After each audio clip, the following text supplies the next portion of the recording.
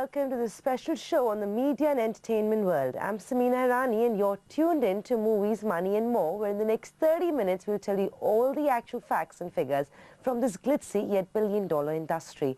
But what's on the show first? Bollywood gets its first hit of 2012, Agnipath.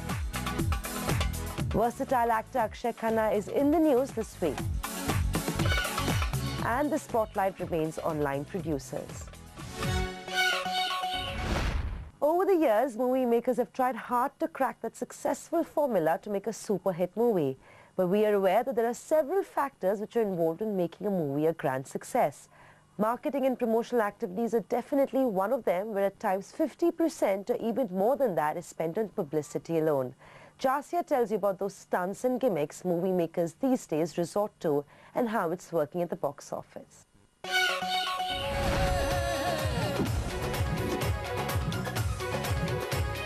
Actor Vidya Balan, fresh from the success of Dirty Picture and all the awards it got her,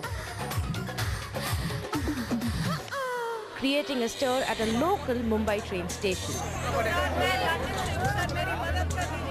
A pregnant-looking Balan holding up a poster of a missing husband and posters of the said man all over most big cities are just the latest attempts at marketing a film, all set to hit your neighborhood theatre shortly. Vidya Bagchi. Vidya Bagchi. Vidya. The marketing man behind the movie, Viacom 18's Vikram Malhotra, claims that one train trip that Balan took in Mumbai attracted 20,000 train travellers, and he's hoping all this buzz translates into more ticket sales when the movie does release on March 9. Viacom 18, the marketing strategy that we follow for every film is creating occasions, creating compulsions for the film to connect with its audiences in a manner where the film goes to the comfort zone of the audience. So it's not about conventional marketing, buying crores of TV spots and print ads and hoardings, but it's about getting under the skin of what the film promises to the audience and delivering it in an impactful and connecting manner. Malhotra and Viacom are just some of the new breed of film marketers who have given a new twist to the old art of attracting moviegoers.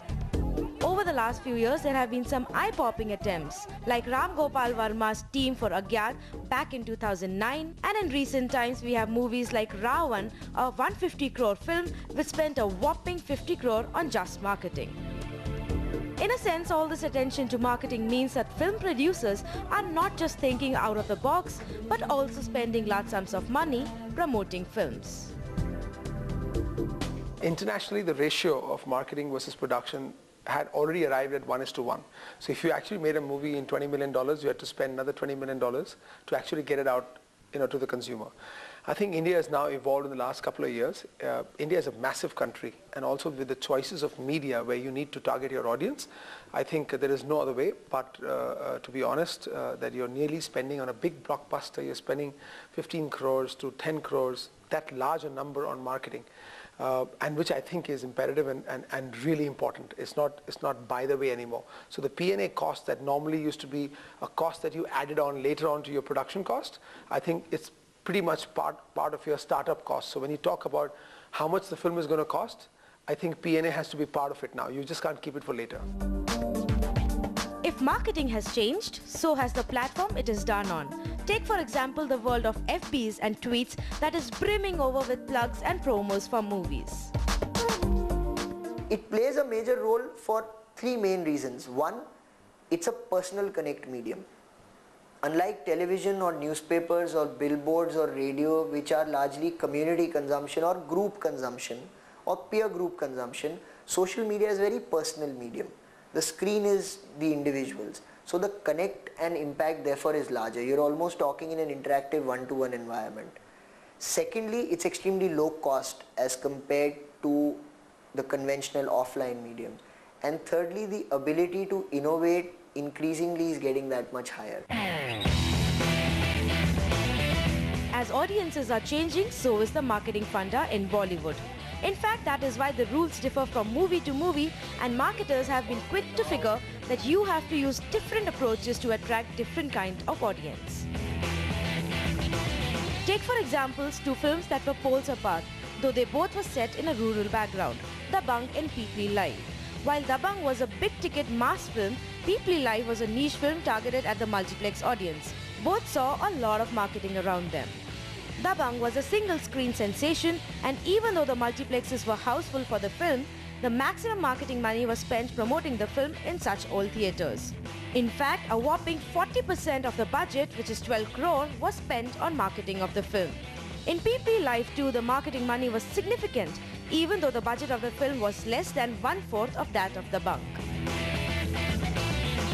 Over the last few years, Indian filmmakers and producers have been getting into the groove of marketing films, but they still have a long way to go if you were to compare it with Hollywood. Over there, the budgets are at a different level. Take for example Spider-Man 3, a $258 million film which had a marketing spend of about 50 million, and Ravan, which is a 150 crore film with a marketing spend of 50 crores. But people like Percept's Shailendra Singh believe that these figures are not comparable. Hollywood films have a larger market. They're catering to nearly 40 countries. So their plans are very aggressive, and they have a larger share in the pie in the world cinema, so to say. The Indian cinema is targeted for India. And when I say India, I mean it's more west, west, east and north, or west and north as they say. East and south still have their own content that they believe in. Even if filmmakers are largely trying to woo domestic audiences, the fact is that all this massive spending and strategizing is done with a view to maximize footfalls into theatres and hence ensure that films are hit. So does higher marketing spend and novel ways of doing so really make a difference on the box office returns? Dabangg made a whopping 140 crore rupees on the box office, while Peepli Live had a net box office collection of 30.5 crore rupees. Three Idiots made a net gross of 202 crore rupees.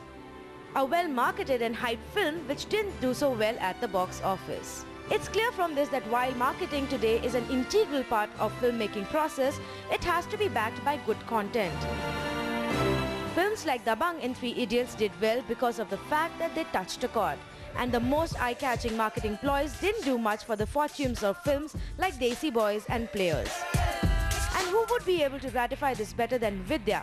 After all, Dirty Pictures' in-your-face marketing was backed by a storyline that won Balan top honors at the box office and at the award ceremonies.